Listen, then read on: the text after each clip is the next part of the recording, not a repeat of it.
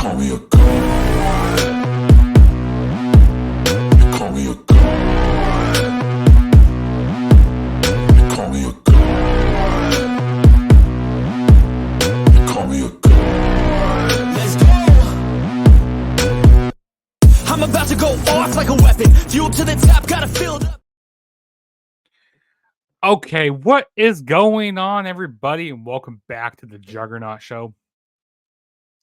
I'm your host, Juggernaut097, and today I'm here to do my AEW WrestleDream 2024 review. So, WrestleDream was this past Saturday, October 12th, 2024, and it was from Tacoma, Washington at the Tacoma Dome.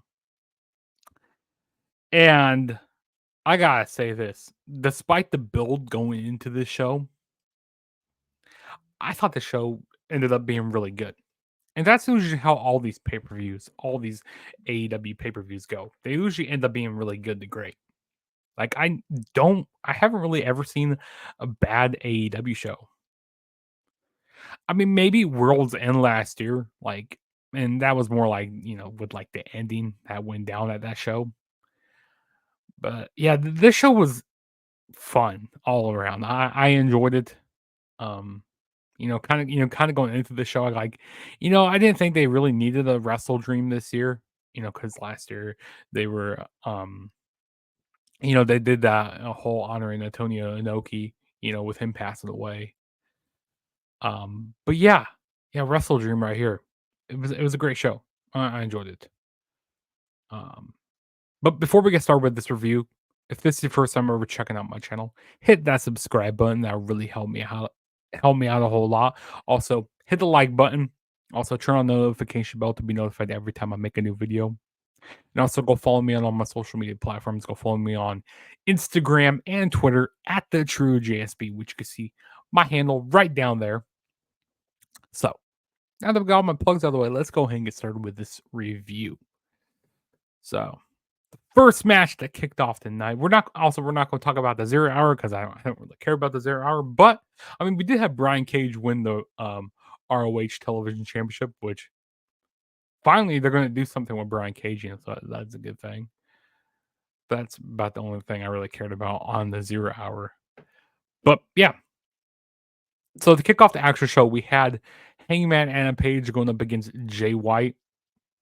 And this was a great way to kick off the show. And I mean, Jay White throughout the match, he was really working on the leg of Hangman and Page. Hitting a lot of dragon screws on Adam Page. Is working over him. Trying to take away that buckshot lariat. Adam Page, he got a lot of boos here. Because after what he did to Tacoma's own, Swerve Strickland, he was getting heavily booed here in this match. But Hangman and Page doesn't care. Hangman and Jay White, they even fought on the stage and stuff. Hangman and Page took this nasty knee breaker on the ramp. That was a nasty spot in the match. Also, Jay White, he took a nasty powerbomb on the steel steps. I thought Jay White was dead after that. Jay White also took a nasty a crazy DVD Death Valley driver on the ring apron. That was a pretty good spot. But Jay White ended up winning, which I was quite surprised here because I didn't feel like Jay White needed to win. I thought maybe Adam Page was going to maybe cheat to win or something. But Jay White ended up picking the win by hitting the Blade Runner. He hit the Blade Runner onto Adam Page. When Adam Page was going for the buckshot lariat, his knee gave out on him, and Jay White countered it into the Blade Runner. So that was a nice transition there. But yeah, overall, this was a really good way to kick off the show. I really enjoyed it. Fun match here. And I feel like this feud might continue, but we're going to see where this heads, going on, leading into Dynamite this week. But Jay White, he did get his, comeuppance. He did get his revenge after, being taken out of action for a while from Hangman and Page. But yeah, overall, it was a good opener here. I enjoyed it. All right. And then the next match we had was the AEW Women's World Title on the line. We had Mariah May defending the title against Willow Nightingale. And Willow, she earned this match by winning a Fatal 4-Way this past Tuesday on Dynamite. Now, despite this build-up for this match was fine. This match was good. Willow, she had that great match with Chris Statlander back at the All Out. That was a great match there. And this is probably one of the best Willow matches I've seen as of late here as well. This was good stuff here. Willow showed a lot of fight in this match. A lot of power moves. She had this really nice pounce onto Mariah May, and Mariah May just went flying, and her feet were like up in the air. That was crazy. She showed a lot more strength in this match. Mariah May, being the coward that she is, she tried running away a lot. Willow, she even tried doing a power bomb from the top rope, but Mariah May ended up countering that into a Hurricane Rana one time in the match. Mariah May hit her Mayday, but Willow ended up kicking out all that. And there was one point where Mariah went for the Storm Zero, but Willow countered that. Willow countered the Storm Zero. And then later on in the match, Willow, she was going for another power bomb, but Mariah countered it, and then she finally hit the Storm Zero for the 1, 2, 3. So still the AEW Women's Champion is Mariah May, which I wasn't surprised here. This didn't really hurt Willow to lose this match at all. Because her track record that she's had with like AEW, she's been TBS champion. She's been New Japan Strong Women's Champion. She's also been CMLL, champion. So she's had a pretty good track record these like past like year and a half. So this doesn't really hurt Willow to lose here. This kind of builds on her character and stuff. But yeah, fun match here. I really enjoyed it. Two good matches to start off the show here. And then the next match we had was the TNT title on the line. Give me 1 second. Okay, and then the next match of the night we had was a TNT title on the line. We had Jack Perry defending the title against Katsuyori Shibata. And, there really wasn't a whole lot of build-up for this match as well. I mean, Katsuyori Shibata basically said he wanted a match with Jack Perry for a title, and Jack Perry accepted it. The scapegoat. But yeah, this match was okay for what it was. It wasn't really anything too crazy. I mean, Shibata, he was doing a lot of his New Japan type of style, like doing a lot of strong style strikes. Jack Perry, he was being a coward in this match. Yeah, it was an okay match, nothing crazy. Katsuyori Shibata, he locked in a sleeper hold onto Jack Perry, and then Jack Perry ended up putting Shibata's shoulders on the mat, and the referee ended up counting the 1, 2, 3. The fans were pissed about this. They did not like this at all. Jack Perry ended up after the match ended up taking out Katsuyori Shibata with the TNT title, beating him down a little bit. And then we had Daniel Garcia's come out to save the day of Shibata. And then not too long after that, while we had Daniel Garcia's down there, we hear the music of MJF. So MJF returned at this pay-per-view. The crowd went crazy. This is when the show really started picking up pace, when we saw the return of MJF. So MJF, he returned here. He beat down on Daniel Garcia's.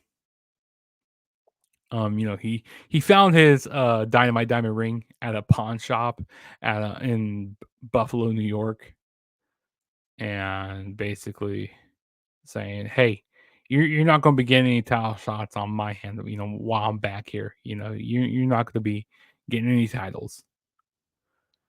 And he says, "You're going to kiss my diamond ring here." So puts on the diamond ring.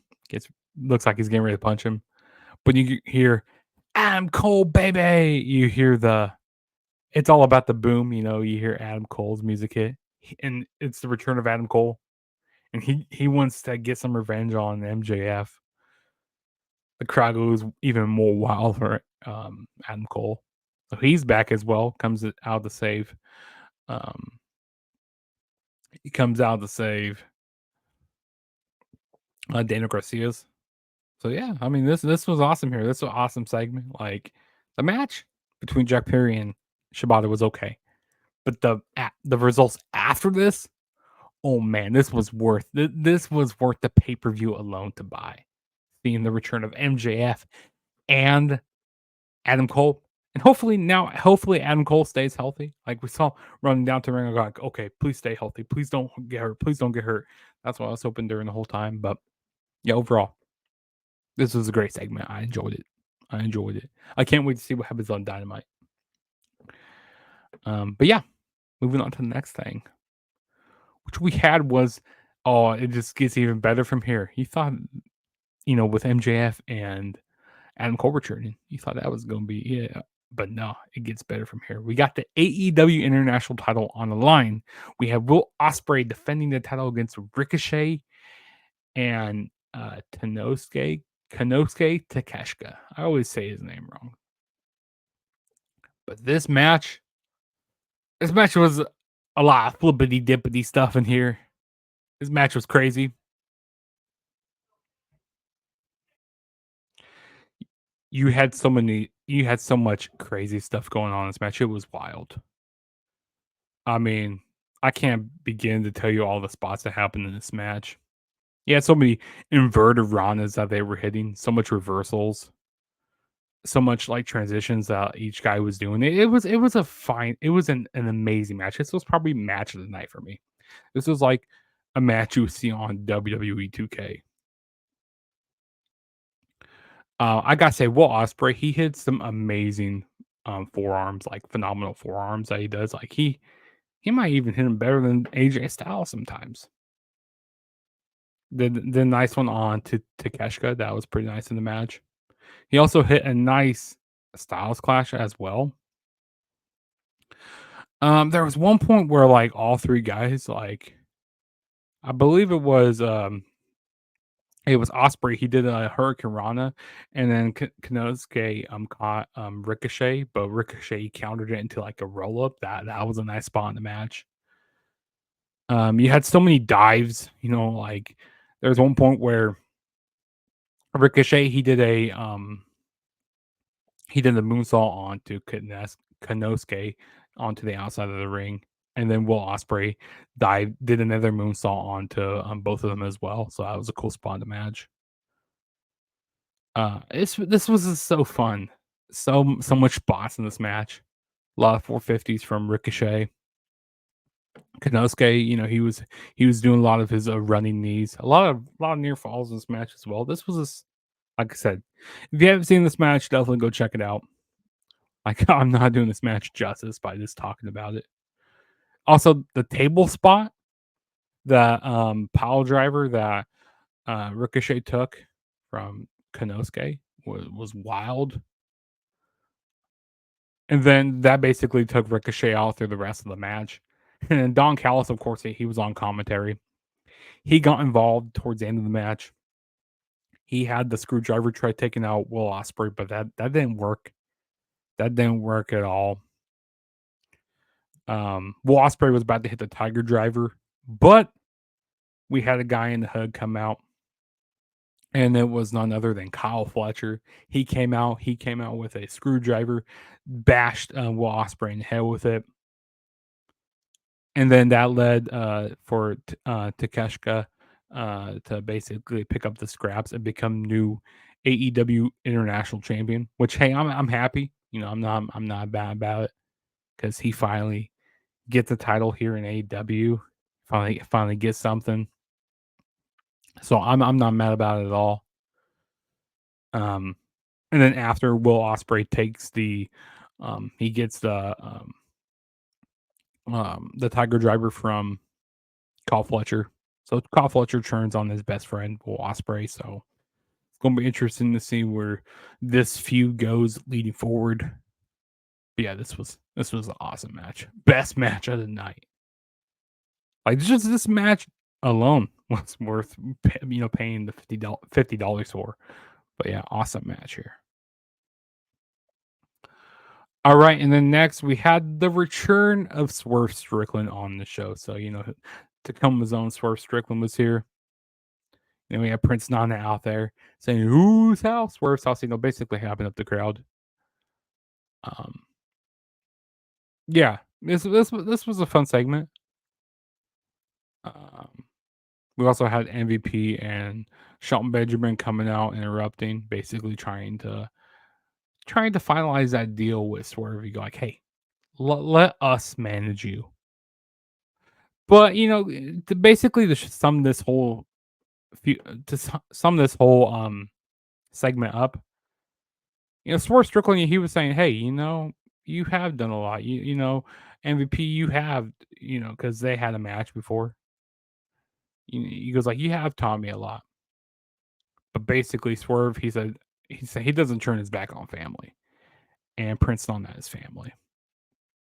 And basically, that's where that's where they drew the line with MVP's faction. Go like, "Hey, listen, Shelton Benjamin goes like, you made a bad choice here, because like you're either with us or against us," and they kind of got into a shoving match a little bit there. And you had a whole bunch of referees come out. You had Christopher Daniels come out and try to break everything up.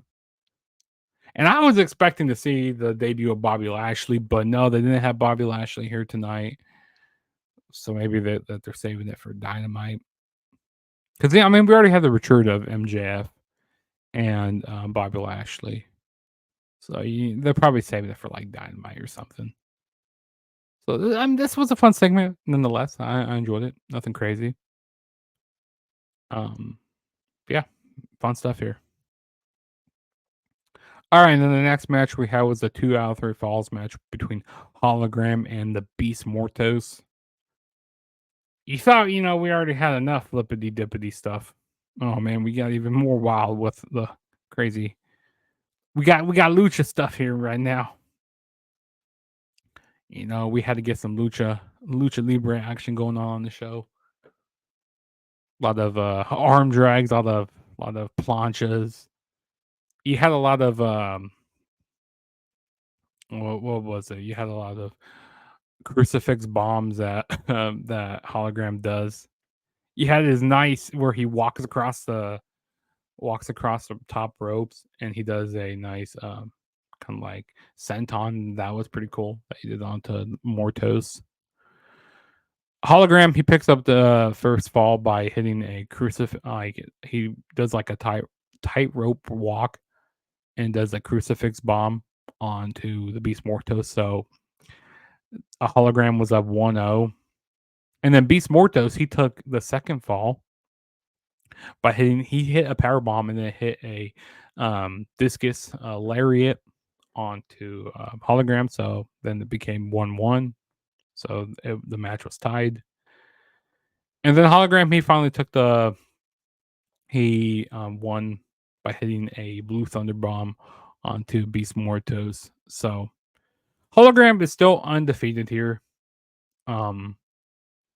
Possibly, they're gonna have like Roosh probably get involved, and they're probably gonna have Hologram and Roosh have a match eventually, in like a Dynamite or like a Collision. But yeah, this was a fun match. Beast Mortos, or what are they calling him in TNA? Black Taurus. The stuff that he does in these matches really always takes my breath away. Like kind of like that suicide corkscrew dive.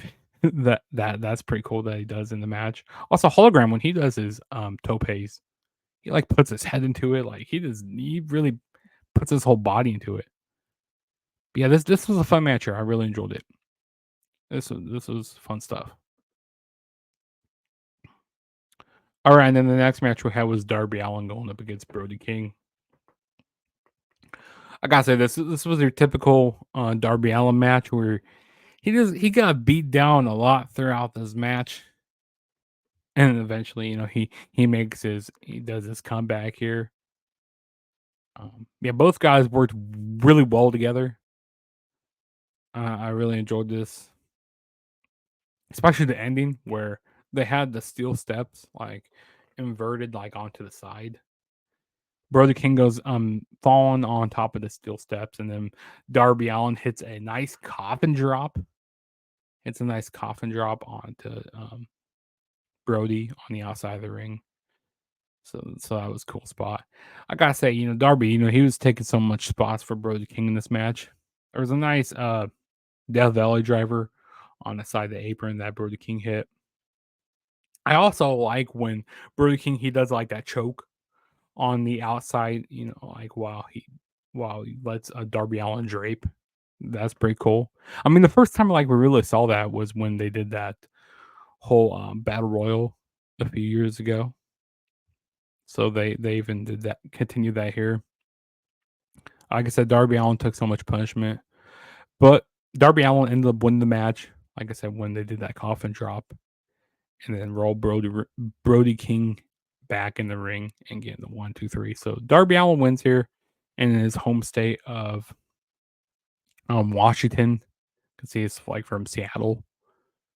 But yeah, the fight that Darby Allin had in this match was, like I said, it was your typical formula of a Darby Allin match. Nothing crazy. So next match we had was the AEW Tag Team titles on the line. We had the Young Bucks, Nicholas and Matthew Jackson defending titles against Private Party, Marquez or Quez, and Isaiah Cassidy, or Zay, as they like to call him.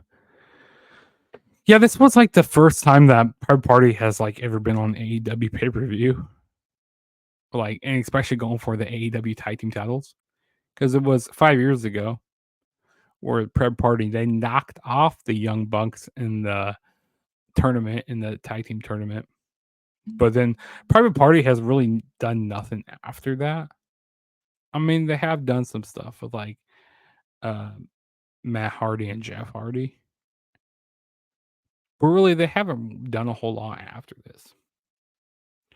But I don't know, this was an okay match, nothing crazy. This is a typical Young Bucks match. A lot of super kicks. A lot of EVP triggers. Actually, Private Party did pull out bang for your buck in this match. When they do the like the rolling senton and then doing the moonsault. So Private Party did pull off some nice stuff in this match. They even hit some super kicks in this match as well. But you knew that the Young Bucks weren't going to be losing here. You knew that. Also, I believe it was Marquez. Or Quen. He went up to the top, like onto the top of the where they do the entrance ramp. Well, he climbed up on top of the tunnel. He climbed up on the tunnel, and he did a nice senton onto the Young Bucks. So that was a pretty cool spot in the match. But the Young Bucks, they end up winning this match by hitting their TK driver. They headed on to Isaiah Cassidy, and still the AEW Tag Team Champions are the Young Bucks. And after the match, Private Party, they're really upset. They're crying in the ring. But hey, this was a fun match. This was, you knew that Private Party wasn't going to be winning here, but hey, good match here nonetheless. All right. And then the next match, I did not really care for this match at all. But we had the ROH World Championship on the line. We had Mark Briscoe defending the title against Chris Jericho, the learning tree. Chris Jericho. Yeah, this was okay. I mean, Mark Briscoe, he was hitting a lot of moves for his brother Jay Briscoe here. Mark Briscoe got a big win over here over Chris Jericho over top notch talent, if I can even talk right now, of Chris Jericho. So I gotta say that there. Yeah, I mean it was okay. I mean Mark Briscoe, he ended up hitting the Jay Driller to end up win this match. Very emotional match. I mean Jericho, he did okay in this match, but nobody really cared. I mean nobody really wanted to see this match, and the crowd was kind of dead for this match as well. People were just ready for the main event. This isn't an AEW pay-per-view without it being like 4 hours, having so many matches. But that's one thing that Tony Khan loves to do. He loves to make these pay-per-views so long and have so many matches. It's like this match did not need to be on here, but I mean, I guess I understood why they did it here. And there was like a feeling in my gut where like, oh, Jericho's going to win the title back. They're just going to rehash a lot of feuds that Jericho's had, which thank God that Jericho didn't win. And like I said, this gives a big win for Mark Briscoe on a pay-per-view. And to be honest, I want them to do something better, something more with Ring of Honor. Like eventually get a TV deal. Hopefully that eventually happens. But hey, I'm happy for Mark Briscoe here. He got a big win for Jay Briscoe here for his brother and, honoring him. So, yeah, fine match. And then the next match we had was the main event for the AEW World Championship. We had former members of the BCC going at it. Yeah, this was a brutal, violent match. Then that's what you expected out of this match. Of course, we have Marina Shafir here being in the corner of Moxley.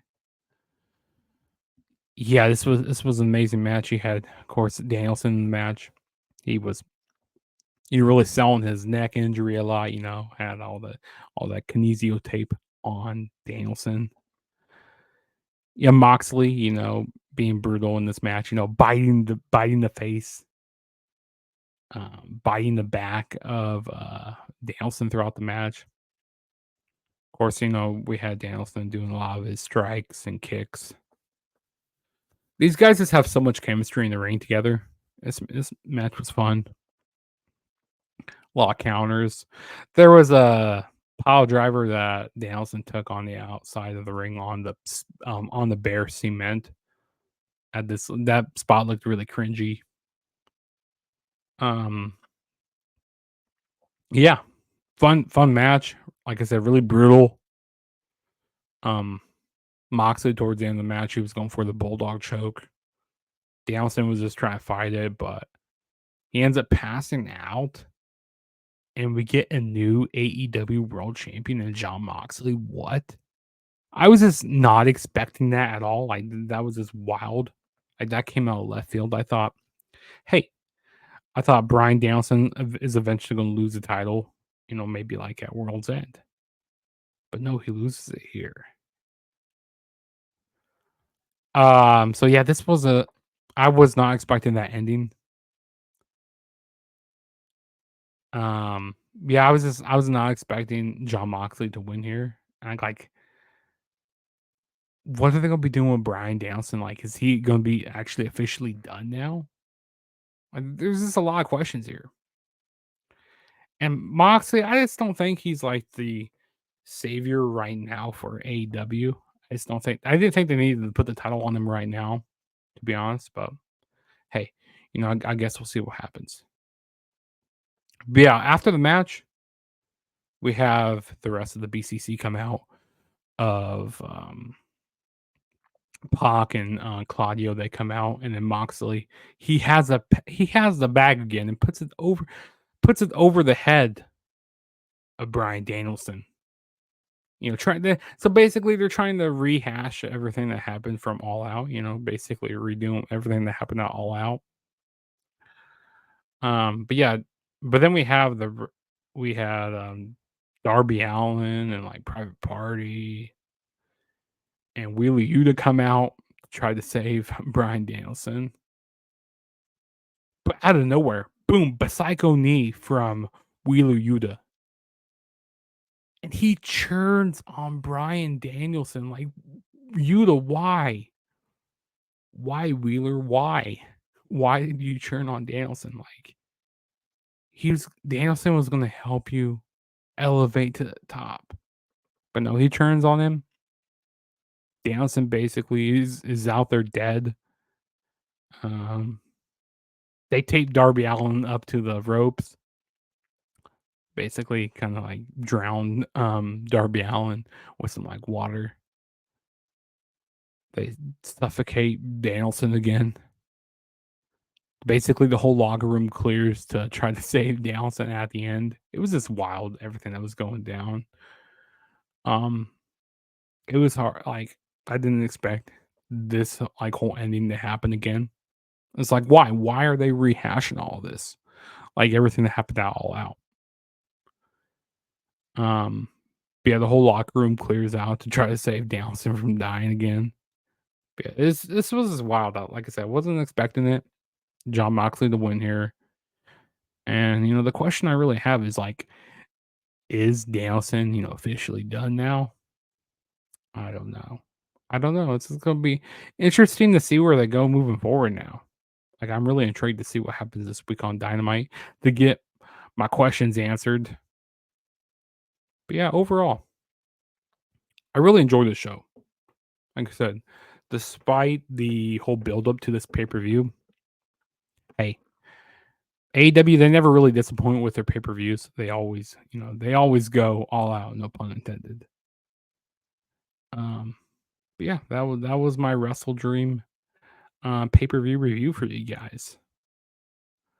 And like I said, if I had to go back and pick out a match of the night, it's definitely the triple threat for the international title. That was definitely the match of the night for me.